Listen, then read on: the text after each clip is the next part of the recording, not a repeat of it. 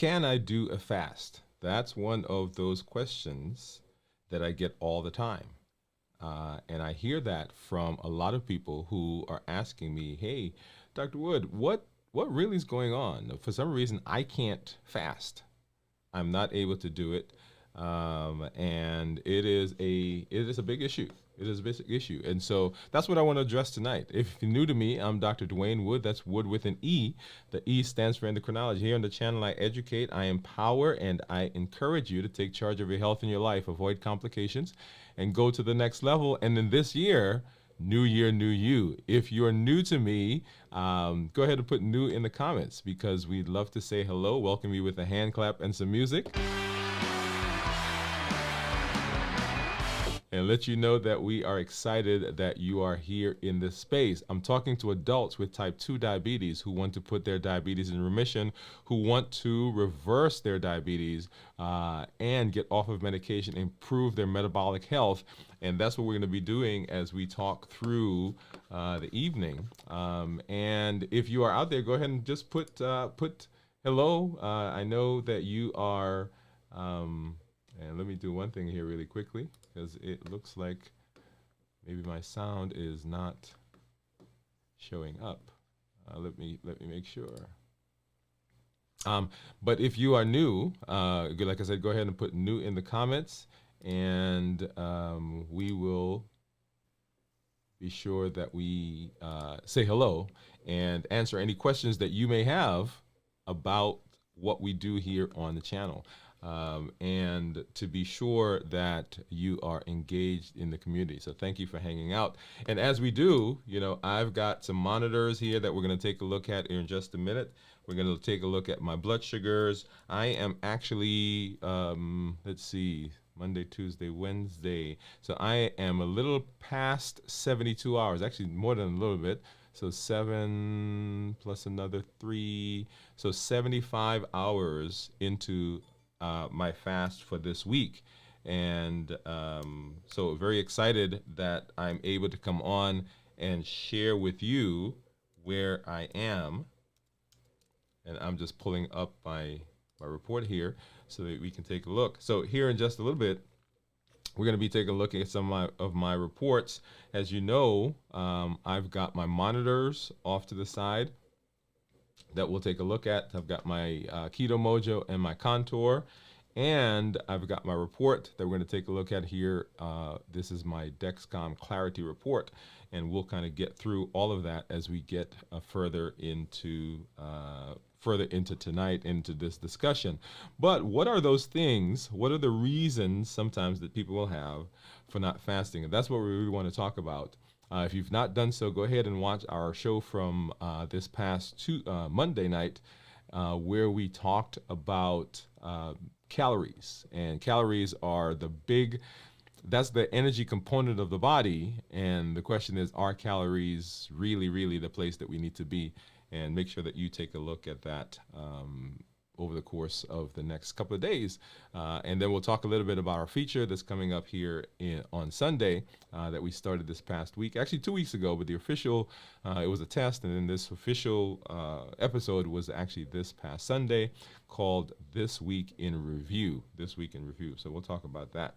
But in the meantime, let's go ahead and let's do our check-in, because the check-in is where I talk about where I am, how I'm feeling, and how I'm doing in this space of fasting. Okay, and let me hop over there really quickly, and so we can take a look at where we are. All right. There we go. Okay, so I'm talking about how I'm feeling physically, mentally, and emotionally as we get into fasting. And we'll talk a little bit more about this as we talk about our discussion for tonight. Some of the concerns that people have will revolve around these three areas: how I'm feeling physically, mentally, and emotionally. And right now, let's hop over and let's talk about that here quickly. So how am I feeling physically? So I came home today and I was tired, and I am in the process of, we're getting ready to do some camping later on this summer, and I was getting some things ready, and there's this little cot that we bought, and I got it all set up, and I've got the mat there, and I put the cot topper and then the sleeping bag, and I've got a blanket, and I said, hey, let me get in there. My son and I tried it out yesterday, and I said, let me get in there, see how it is, kind of lay in it for a little while, because we're trying to decide if this is the one. And I got in, and guess what? Yes, right, I fell asleep. I fell asleep. So it was good. So I was a little bit more tired this week than previous weeks, and it is because I've been up. There's been some stuff that we've been doing in the office. In fact, when I get through here, there's some things I got to do to prepare for the morning. So I was up. I've been up later, and so I am more tired, not fatigued, right? Not feeling lightheaded, dizzy, sweaty, all the things that sometimes people associate with the things that people will associate with fasting. And this week, because I've been more involved, staying up later, I think I'm more fatigued, not necessarily feeling physically weak. So that's a pretty good one. And then mentally, I'm feeling clear. Mentally feeling clear. I'm not feeling foggy, not feeling lightheaded, not feeling dizzy. I think my mentation is good. I've been here in this space doing a lot of things over the last week. I did a talk last night, Tuesday night now, for a group at our church, and did our show on Monday, and I've been seeing patients all this week. And there's some things that I'm doing in terms of organizing, and so I think I'm doing a pretty good job of staying clear in terms of my mentation.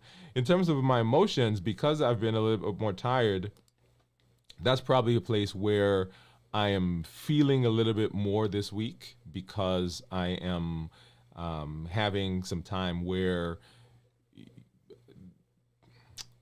because if you're not rested, often that will show up either in the either physically, or it will show up emotionally, right? So a little bit more, not I will say on edge, but I'm finding that I have to be a little bit more attentive. Let me say that, in terms of in my interactions with people.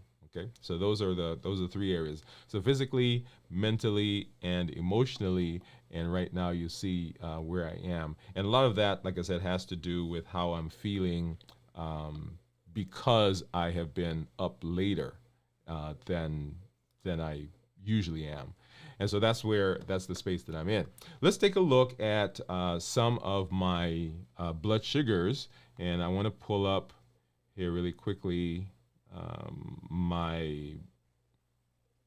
These are my monitors. This is my continuous glucose monitor, and I need to do one thing really quickly because my phone is plugged in, and for some reason, there we are. Okay, that should do it now. Okay.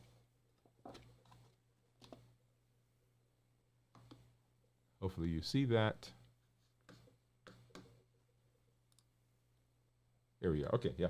And so that's what my Libre right now is saying. That's a Libre 3, by the way. And my Dexcom is saying 71. And as you know, I do have my Keto Mojo, and I have, there we go. Got a Keto Mojo, and I've got my Contour right here that we're going to take a look at. So let's go ahead and do that. I want to grab a strip for my Contour, and let's make sure that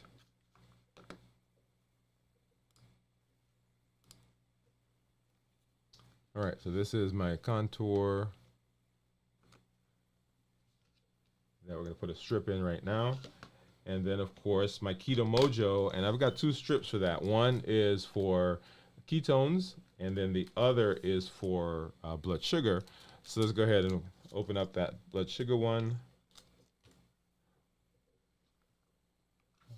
Get that in.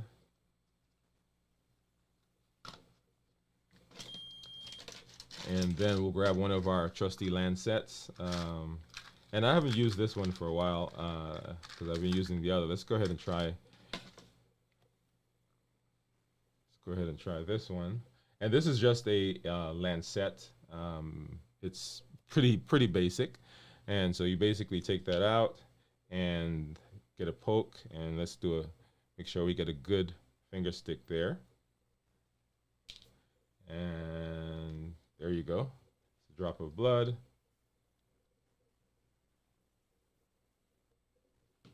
Get that in, another drop of blood. Get that going, and we'll see what those are.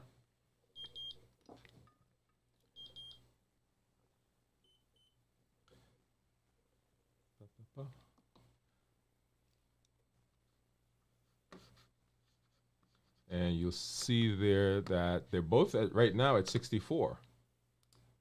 Both at 64. And let me do something really quickly because my phone is still in power save mode. And so it cuts out. Okay.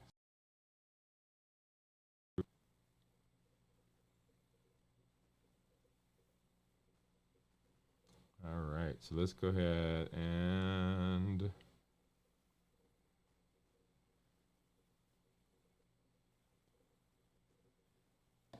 okay, let's see if we get that to come back. And that's just because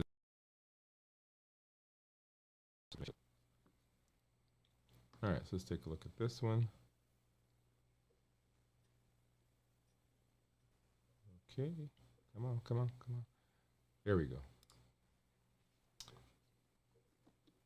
And so you'll see there on the screen that my Libre says that I'm 59. And if I hop over back to these guys, you'll see that each of those say that I am 54 or 64, I guess is what it is. There we go. Okay, and while that's doing, I'm going to go ahead and grab this one out. I need to get a strip in there for my ketones.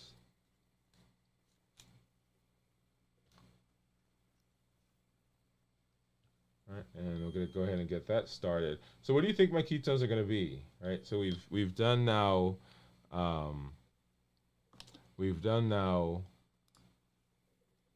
Over 75 is what I said. Over 75 hours of fasting. What do you think? What do you think that's going to be? Go ahead and let me know. Drop it in the comments. Drop it in the chat. And as I always do, I'm going to tease you guys. Not going to show you that right now. We'll come back and we'll take a look at that here in just a minute. Okay. All right. And while we kind of wait for that, let's go ahead and let's talk a little bit about our topic for tonight. And really to start out, and the question is, can I fast? Can I fast? And there are several reasons why people will talk about not being able to fast. And a lot of those have to do with our thought process on fasting and what the things are that go on in fasting. And so, as you know, we've been, our heat model that we've been using is a place to begin that discussion. And so I want to talk about that really quickly. And the heat model really tells us those things that will push us to break a fast, to get off a fast, to eat when we've decided that we're not going to eat.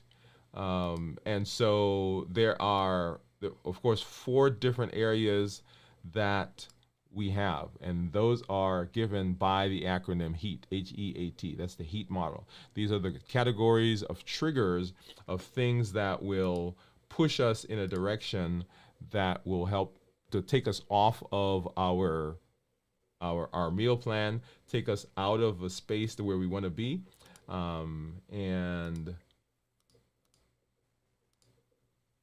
And so habits, emotions, access, and taste. Habits, emotions, access, and taste. Those are the three things that will cause us to derail. Those are things that will derail us in our plan, in our discussion, in our ability to maintain what we want to do in terms of our eating decisions. So habits, the things that we have formed a routine in doing. We're not hungry, but it's lunchtime. We're not hungry, but it's movie night. We're not hungry, but everybody else is eating, right? And so those things, those cues, those social cues that we have will push us in that direction of not eating, or direction of eating when we've made a decision that we don't want to eat. And so that's one of the areas where a lot of people will find that they do have problems, because they thought they've made a decision, but here is this social cue that happens. And I give the example sometimes that I am, for instance, if I go to the movie, as one matter of fact, one of the times I went to the movie and found that I am sitting in the movie, watching the movie, y'all. All right, I'm sitting in the movie, watching the movie, before I realize, wait a minute, I'm eating popcorn, right? And I'm eating popcorn, and it didn't dawn on me that I had stopped at the concession stand, and I am now eating popcorn when, hey, wait a minute, this was not what my plan was. This was not what I intended to do, but it was just habit that I had gotten into of just being in that space. And so often habits are one of those places where we find that we do have an issue, because we end up just eating because, hey, this is what's going on. Okay. Then emotions. Emotions are one of those things that will push us as well. So emotions, we're angry, we're happy, we're lonely, we're tired, we are so many different things that can happen in that space. We're bored even, and that will cause some issues for us. And so if we're not careful, then those things can become a big issue for us. So habits, emotions. Let me do one thing here really quickly. There we go. Habits, emotions, access, which is the other one. When things are just around, we're not hungry, but we walk by and there's that bowl of fruit. We're not hungry, but we walk by and there is that whatever it is. Our coworker has the candy jar on their desk, and because we've not done a good job of maybe processing that, all of a sudden here it goes, and we're eating candy. Okay, and then of course taste. We're never chasing the food. We're always chasing the emotion, the memory, the place that the food puts us. And so I was talking to a group, and I was telling them that that's where we often will fall down, right? Because the taste is bringing us back to a place where we think that we want to be. And so if we're not careful, that will cause big issues for us. And it can be a place where it will push us in that direction to do and or eat when we've decided that we did not want to eat something. So habits, emotions, access, and taste. And so let's kind of run through quickly some of the things that people will talk about in terms of why they may have issues. And there are lots of different reasons. I'm going to kind of run through these. So hunger and cravings. And so often I will ask people, what is hunger and what is an appetite? What is the difference between hunger and appetite? And so hunger is that physiologic thing that the body needs energy. Okay? So that's what hunger is. It's true, I need to get something to eat. I need to get energy into the body. Most of us, if we look at the numbers, most of us have between 50 and 100,000 stored calories at any one time, excess stored calories. So hunger, right? So we're not really hungry. We are not needing energy because we have quite a bit of energy stored up. And so often it is the craving that we are struggling with. And the craving comes with those things that we just talked about. Often it's, oh man, I know mom makes that delicious lasagna, or Aunt Sue makes that apple pie, or it's Thanksgiving, and oh my goodness, the dressing that my cousin often makes. I remember the taste. Remember, so taste, right? Remember habits, emotions, access, and taste. So that taste takes us back there. And so we have this anticipation of what it's going to be. And so we end up saying, hey, wait a minute. I can't fast because I know myself, because I love that. It's this season, it's this time, it's this birthday, it's this whatever, and I'm going to eat. And so we end up not fasting because we feel like, yeah, we can't do that. I was talking to somebody this today in the office who we're having this same discussion. Now, in terms of hunger, there's that physical hunger. So as we talked about fasting, remember one of the places that we want to make sure that we're dealing with or we're talking about is that space where, hey, are we doing a good job of getting good nutrition during our non-fasting days?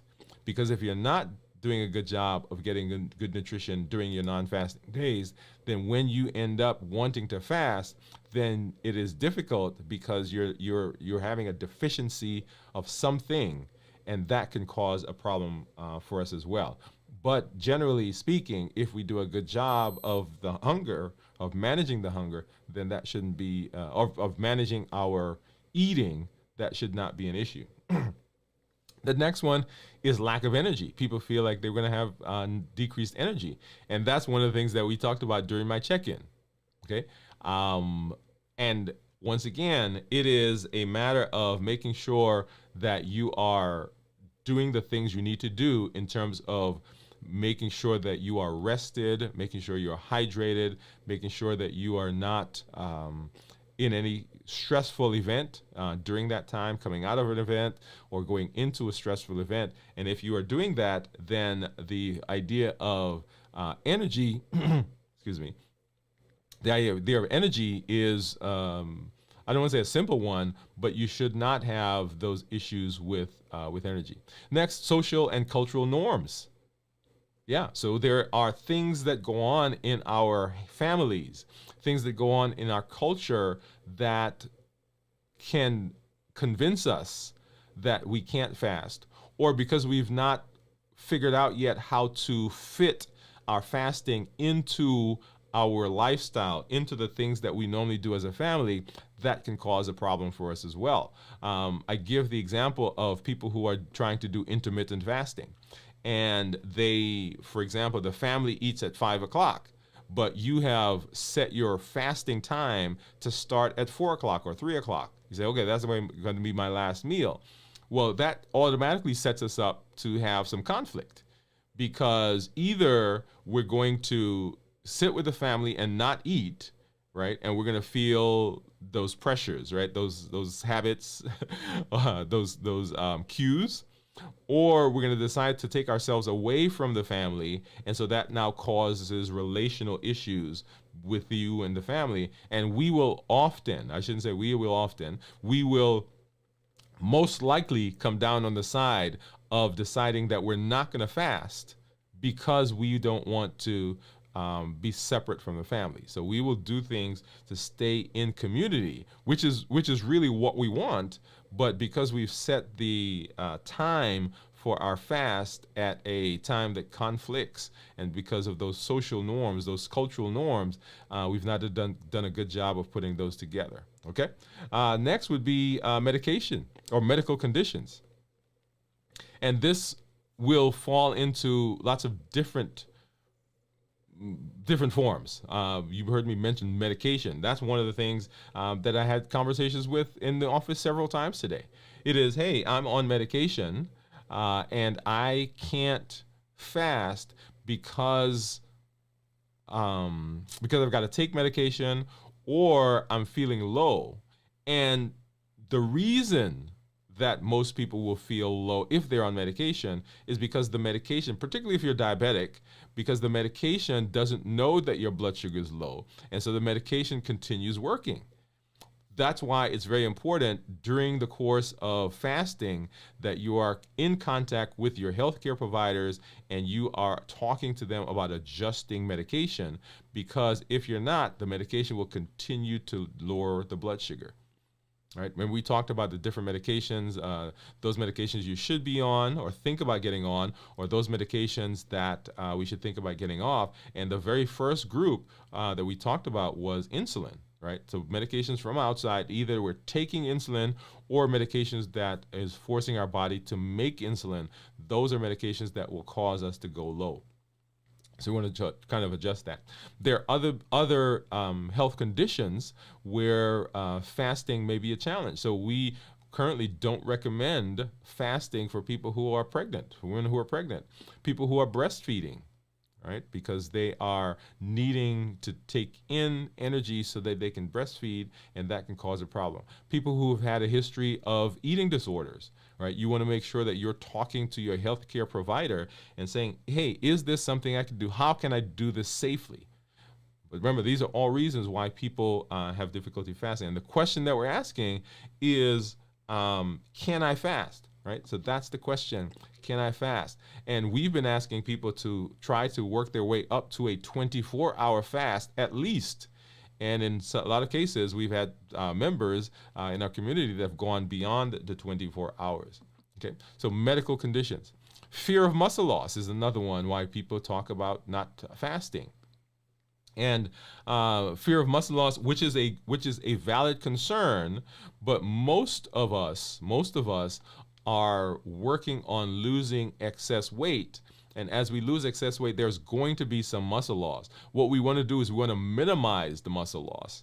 And that's why exercising is important. Okay, and we on our show this week we started a sub-series, if you will, on the channel where we're talking about calories. And so if you want to know more about calories and how those play in and what exercise does and the role of exercise, join us on Monday at 7 o'clock for our regular show.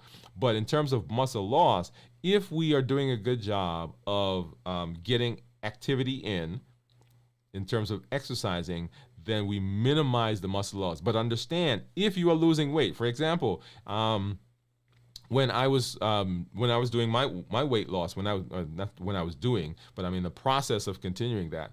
But in my weight loss, I went down by 52 pounds in a year, right? So that's 52 pounds of excess weight that I have. So in the course of losing 52 pounds, some of the loss that I'm going to have is going to be, by nature of losing weight, is going to be muscle. And I wanted to make sure that I did a good job of not losing excess. Right? So you're going to lose some, but we don't want to go in excess. And that comes in as we are working to do some strength training, exercising to make sure that we can minimize that. And then negative past experiences. Now, this is a big one. And that's why I talk a lot about making sure that we are preparing for the fast, that we go through the fast in a good fashion, in an adequate fashion, and then we break the fast, because your brain is going to remember. We have this uncanny ability to remember the negative things, right? So often, if you think back to the things that have happened to you, often we remember negative things more than positive things. And so if you don't do a good job of preparing for the fast, making sure you're rested, making sure you're hydrated, making sure that on your non-fasting day that you're doing a good job of getting calories in and dealing with making sure you're not becoming dehydrated and electrolytes and all those things. And then in the fast itself, making sure that you are remaining engaged, remaining distracted, not perseverating over food, not over planning what I'm going to do in terms of eating, not saving up food, right? They say, like I have done when we first started fasting, all the food that I was supposed to eat, like we had people who coming in the office and bringing in food, the pharmaceutical reps, or even here in my family, what I was doing is I was taking all that food and I was saving it. I was putting it in the refrigerator, right? In anticipation that when I break my fast, I'm going to go back and eat the food. But guess what? When you know what that does? That sets you up for failure because you're thinking about the food all the time. And then at the end of the fast, there's this big group of food or this amount of food because I was doing a 72 hours, so saving for 3-4 days. And I'm looking in the refrigerator and there's food in there. And so, hey, I got to eat this. Well, no, if you do that, that sets you up for a difficult time. And then breaking the fast, if you don't do a good job of breaking the fast in terms of eating the appropriate things, if you eat highly processed, high carb foods, you're going to get a spike in blood sugar. A spike in blood sugar causes a rise in insulin, and that insulin causes you to put on weight, and it stimulates the appetite. And so people say, wait a minute, I fast, but then I'm ravenous afterwards, and I don't want to do that again. And so the brain remembers that, and so that memory of that negative time can cause problems for us as we move into trying to fast again. And then busy lifestyle. This kind of goes along with social and cultural things, right? So if we're busy, then we're not taking the time that we need to put ourselves in the space of being able to fast. Because remember, fasting is as much a physical thing as it is a mental thing, mental and emotional. That's why during the check-in, right, we talk about those three different things. So physically, mentally, and emotionally. And if we're not careful, there are those, our lifestyle sets us up for failure, right? Because we're running, and then we decide we're going to fast. Well, if you've not prepared, if you've not hydrated, if you're not making sure that you're rested, if you're not making sure that there's not a big time of stress, then that sets you up for failure in fasting. And so people will anticipate and say, well, yeah, I can't fast. And so it just takes, this is a great conversation to have. If I need to do something for my health, but yet the busyness of my life is preventing me from doing that, then I've got to kind of rework some of the priorities in my life and say, hey, what really am I doing? Just today, we had a conversation with someone in the office, and she said, well, I know I'm supposed to do that, but I like that thing so much.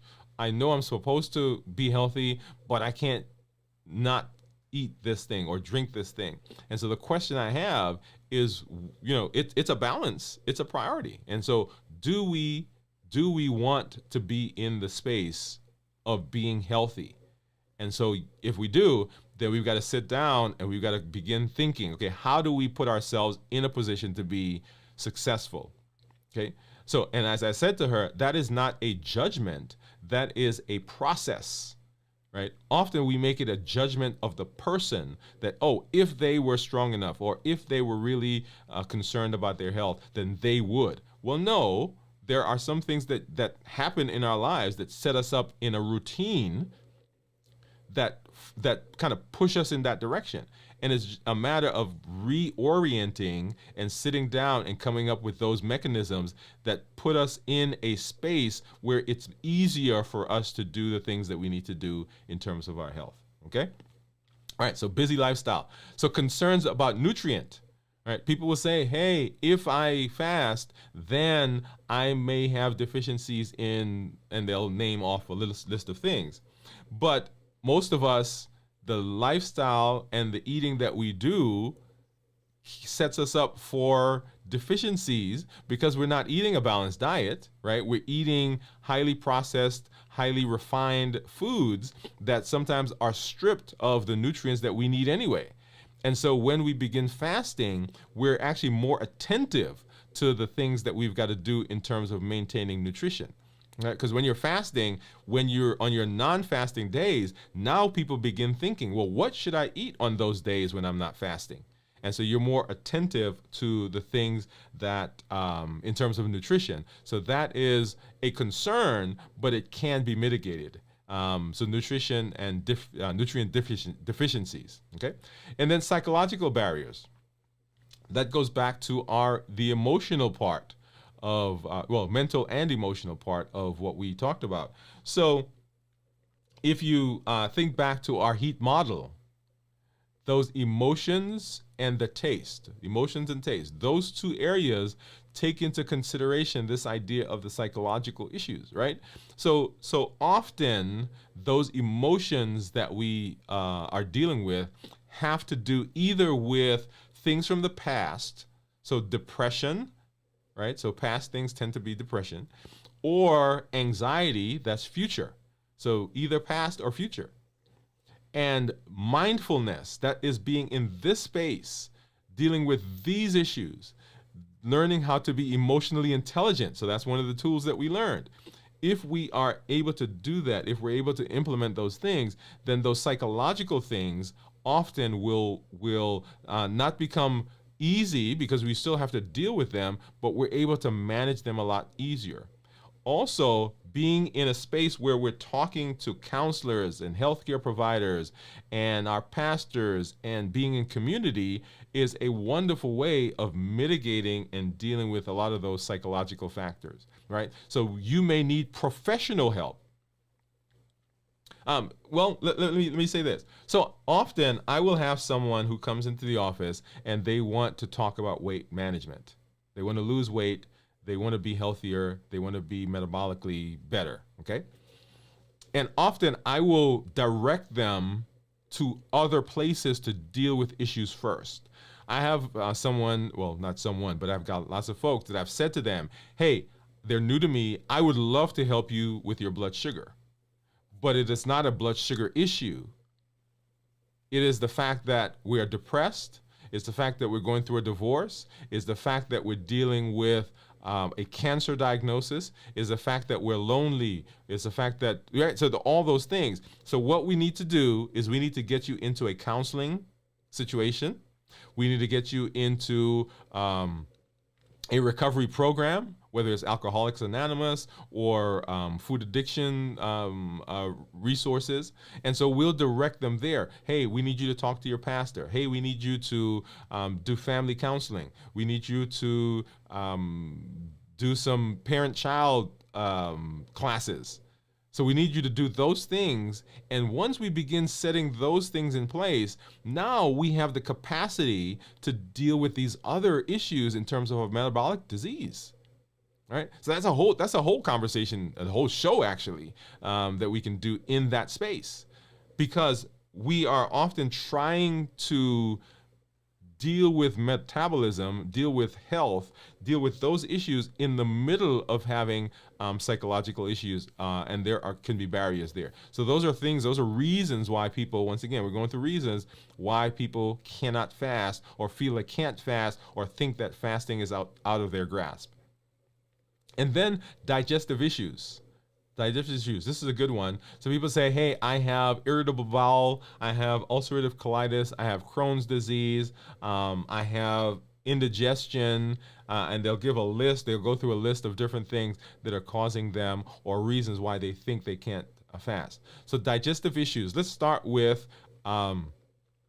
really one of the pretty simple ones. People say, hey, my stomach growls when I try to fast. And the question that I ask is, what does growling mean? Right? So we talk about growling meaning that we are hungry, that we need to put food in. Well, often we're so used to having food in the stomach that anytime the stomach is empty, that we think that we're hungry. But it's not hunger, it's just empty. Empty does not mean hungry. Right? And so we kind of think we've associated that. And so anytime you don't eat anything, the stomach growls, and automatically we say, okay, that's because I'm hungry, so I go eat. And so people will say to me, I can't fast because my stomach growls.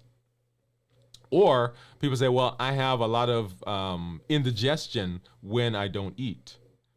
And the body produces acid to digest food, and it's so used to having things in it that it overproduces often. And so when we fast, the body is still used to the times when the stomach is full, and so it still makes the amount of acid that it used to make. We just got to get it used to not making that much, right? So that's a process. And so it takes some time for the body to now realize, hey, This is not going to be full all the time. And as you get that, the acid actually goes down. Or there may be some people who have overproduction for other reasons, and we need to manage that in order to be able to fast. But it's not a fasting issue, it's another medical issue that is so superimposed on fasting.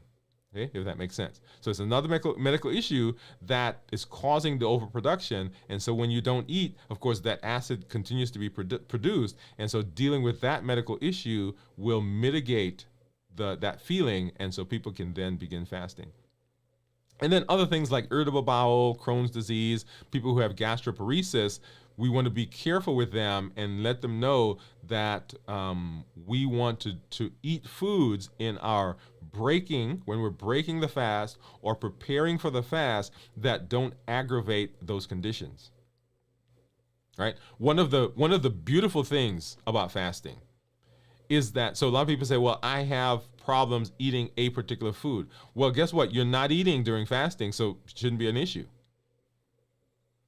Right? So during the fasting period, all of those issues where food aggravates the GI tract, aggravates the stomach, aggravates your absorption, not an issue because you're not putting food in. Right? So it's not like we're saying, hey, eat fatty foods or eat low carb or eat low residual foods or eat, right? So we're not saying any of that. So none of the foods during the fasting period should cause an issue because there is no food. Okay? And so those are some of the reasons that people will say, hey, I have difficulty with fasting. One, so hunger and cravings, lack of energy, social and cultural norms, medical conditions, fear of muscle loss, negative past experiences, busy lifestyle, concerns about nutrient deficiencies, psychological barriers, and digestive issues. Okay? So those are some of the reasons why people will have difficulty with fasting and say, hey, this is not something that I think I can do. And those are, as you heard, a lot of the ways that we can mitigate some of that. All right. So what I want to do is I want to not do a check-in. So let me hop back over here. What I want to do is I want us to now take a look at my reports. But before we get there, remember this past Monday, we began a discussion on calories. Where do calories fit? Are those the things that we need to be continually counting or dealing with? And a lot of people say, hey, I'm counting calories, I'm cutting back, and I'm still not losing weight. My blood sugars are still not where they need to be. I'm still suffering from metabolic disease. And so this past Monday, we did a show where we began a discussion. It was the introductory show for a sub-series that we're doing within our New Year, New You that deals specifically with calories and the place that calories play, or the part calories play in the things that we do. So now let's go ahead and let's take a look at my report. And this is my Dexcom Clarity report. So let's go ahead and let's hop over and take a look at that right now. And you'll see that there on the screen, and right in the middle, kind of in the middle, you'll see that my average blood sugar for the last 14 days has been 111, and for 14 days, I've been in target 97% of the time, with my range being 70 to 180 as it's been.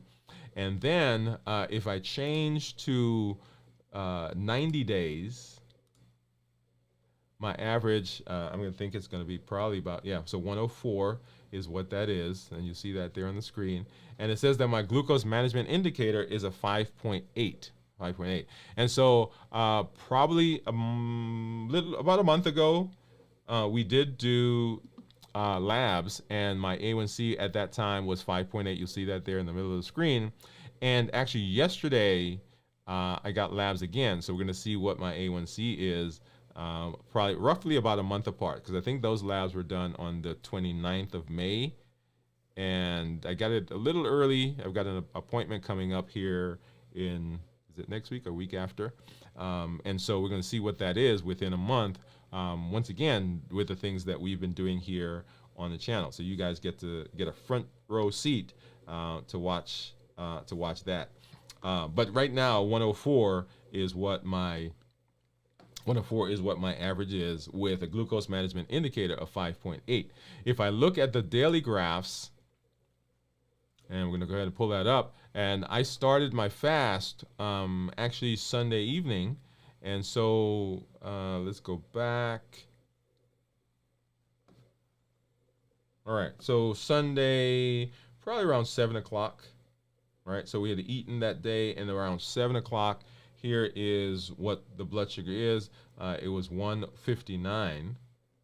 And so then 7 o'clock on Monday, that's 24 hours. 107 roughly at 7:01. And then 48 hours on Tuesday. All right, so we're right at 92 at 7:01. And then on Wednesday, right, so this is now 72 hours, and we're between 72 and 76. And then, of course, we're continuing into that fast. So we'll see what that is as we get into the rest of the time. All right. Okay. So let's hop over, and I want to go ahead and we're going to take a look at what my Keto Mojo is, because remember, I still have that test strip in there that tells me ketones. And let me go ahead and pull up my Keto Mojo app here really quickly. And then I'll have to go ahead and start this guy over, or restart it, so turn it on. Actually take the strip out and turn it on. And then we should see the Keto Mojo app begin syncing here in just a minute. And so we'll begin seeing what that is. Well, let me go ahead and force it to sync. And so we can get that number over. All right, so syncing data. And what do you think it's going to be? I'm going to guess, because I haven't seen it yet. So I'm going to guess, so 72 hours, a little over 72, 75 hours.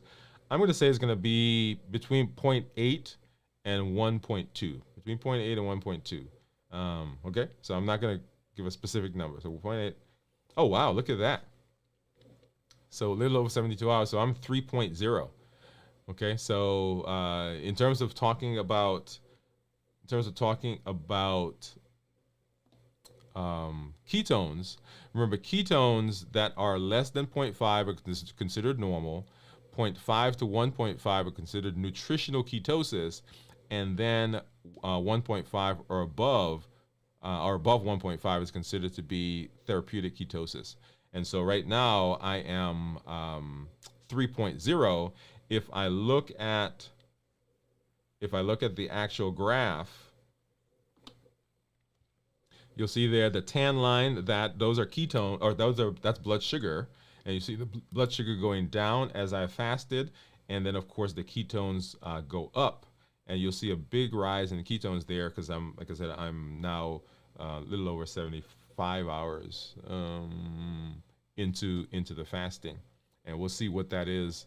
What do we see what that is tomorrow? But I love that. I love that. That means that my body is in the process, well, not in the process, my body is using fat now in terms of energy. So it's burning fat and it's converting that to ketones, and the ketones are being used for running my body. Join us on Friday as we do a check-in where we kind of walk through much of fasting, right? So Friday is usually our fasting review, kind of a comprehensive discussion about fasting. Awesome. All right. And so that puts us now, like I said, over 75 hours of fasting for this week. We'll come back and we'll do additional check-ins as we go through the next couple of days, so you get to see where we are. We're doing a little longer fast this week. Once again, just so that we can be in this space to talk with you, and so you can see metabolically what's going on, what's happening. Somebody said to me recently, so what's the end goal for the fasting? And the goal is really not to do a 96 105 hour fast for the rest of my life. It is in this space, as we are becoming metabolically active, as we are talking, right? It's to begin showing people and giving examples of what fasting can do. And then we're going to say, hey, okay, now that we've mastered the art, this tool, because remember, fasting is simply a tool. We have this tool that we are able to use now. Okay, how do we use that tool based on our decision? It's kind of like that hammer that I have in the garage. I don't walk around with the hammer all the time. I don't use it all the time. But when I need it, I use it. So there have been times over this fasting period where I have done, for instance, last week or a couple of weeks ago when it was Father's Day, and we went traveling. We went to Natural Shores, and we were there, and there were a lot of things that I ate that aren't normally on my eating plan, right? Or I ate more than I wanted to eat, and so coming out of that, I decided, hey, I need to do a fast, or begin the fast early to mitigate some of the things that happened. Notice what happened. I made the decision. I made the decision to use the tool at the time that I needed the tool. Often, the things that we do in terms of our lifestyle and the things that we do in terms of our eating, we have pushed it to the point where it becomes this kind of dogma. I can't do anything else. I always have to fast. Right? And so that is where we set up ourselves for problems. But if we think of this simply as another tool in our toolbox that we can pull out when we need it and put it back when we don't need it, when we don't want to use it, hey, that's the space that we want to be in. All right. So let's take a look. I do see, let's see, my name is Red. So does eating actually work for weight loss? Does eating actually, or fasting, okay, well, does fasting actually work for weight loss? And the answer to that is yes. Fasting does work for weight loss, and we've had lots of people in our community who are doing that. And in fact, if you have not followed us, if you've not been seeing some of the things that I've done in terms of my personal journey, and let me go ahead and let's pop this up for you. So if you're out there, take a look. So this is my graph. This is my weight journey over the past. Is this 2 years? Well, this one right here is a little over a year ago. So this is March of 2023. This was, when was that? July of 2022, right? So right there, 245, and then down to 240, and then you'll see the drop there. And this was 188 when we were down, 189. Well, back in March, I think, was when we hit our goal, and we've been down 179, and right now 188, I think is what I am, 185. Okay. So does it work? The answer is yes, it does work. Okay. And let's see. So Jennifer, hey Jennifer, what's up? Jennifer is saying howdy all.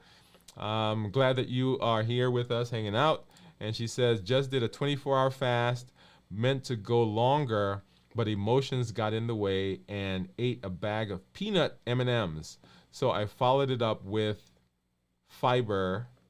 Let me see. So fiber and protein. Starting over tomorrow is another day. That's right. And so I love that, Jennifer. And that's a perfect example of how we use this process. Often we get bogged down into, hey, I'm supposed to be doing a 72-hour. I'm supposed to be doing a 96. I'm supposed to be doing a 48. And if I didn't make it there, then that's a failure. But I want you to think of it this way.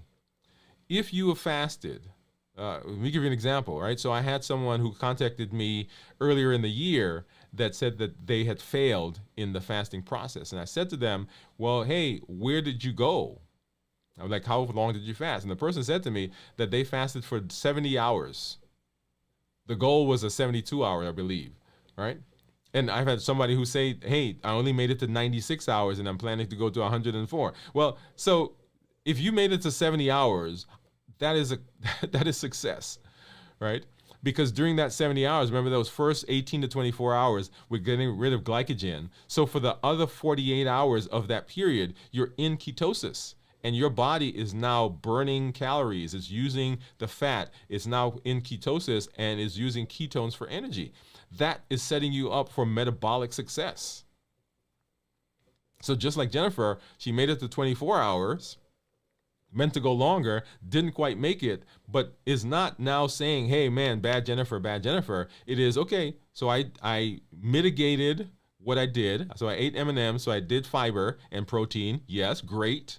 And then now I'm going to start that over when I am in a space where that happens. And that's one of the great things about being able to understand the HEAT model: habits, emotions, access, and states. Then we can make decisions about what we do in terms of our plan. Okay. All right. So glad that you guys are here. Glad that you are in this space with me, and glad that I could come in and do some check-in with you. Remember, our call to action is to join the challenges. Come in, be in this space with us. Don't let this just be stuff that you hear, but join our challenges. Let us know you're here. Number 2, be involved. Tell us your story. When we see you, we know we can do it. When we see your challenges, we can support you and we can come alongside you, and we know that we're not alone. And then invite somebody to this space, right? We want you to be here. We want you to know that there are over 1 billion people on the planet right now that are diabetic or pre-diabetic. You can be a voice for change.